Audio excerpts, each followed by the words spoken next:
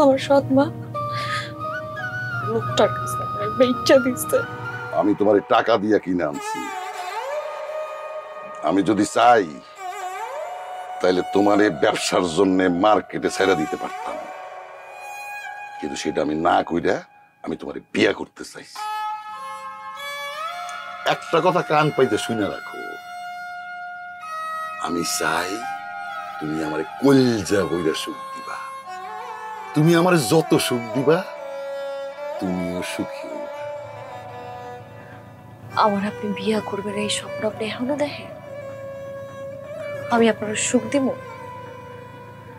আমি তখন জীবিত, আমি যদি বইরাও চাই না, তখন আপনি আমার শরীরটা ছুঁইতে পারবেন না। বিয়ে সুখ তো দূরের কথা। আমি এত একটা রাগী মানুষ, তারপরও তোমার উপরে রাগ করতে পারতেছি না কেন আমি নিজেও জানি না। শোনো, তুমি যত রাগ করবা আমার ততই শান্তি। শিকার কইরা খাওয়ার মজাই আলাদা। আর তো কিছুক্ষণ সময় থাকি, দূর থাকি।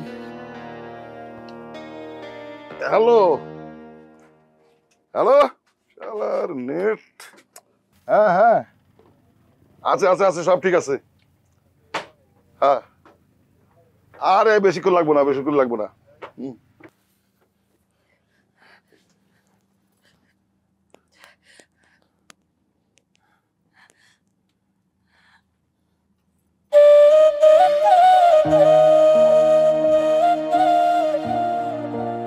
আমি তোমার কথা রাখতে পারি নাই নয়ন।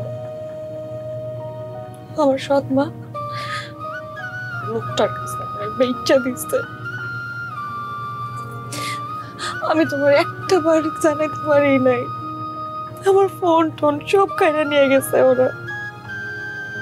আমি ওই দিনই আত্মহত্যা কইরা শেষ করে দিতে চাইছিলাম, কিন্তু তুমি যাতে আমার ভুল না বুঝো এই কারণে নিজের প্রাণটা এখন পর্যন্ত বাঁচাই রাখছে। আল্লাহ যা করে ভালো জন্য করে। এই ঘটনা তো আমি মঞ্চ করতে পারত না, সবই তার খেলা। তুমি চিন্তা করো না। আরে তুমি আমার, তোমার দিকে যদি কেউ হাত বাড়ায় তার হাত আমি কুচি করে পদ্মা নদীর মাছ খাওয়াই। তুমি এরকম আমার শিখতে ছিল না নয়ন। অনেক খারাপ লোক। এতটুকু সময় আমি এটা অনেক টের পাইছি। এই মানুষটা যতটা খারাপ তার হাত ততটাই বড়।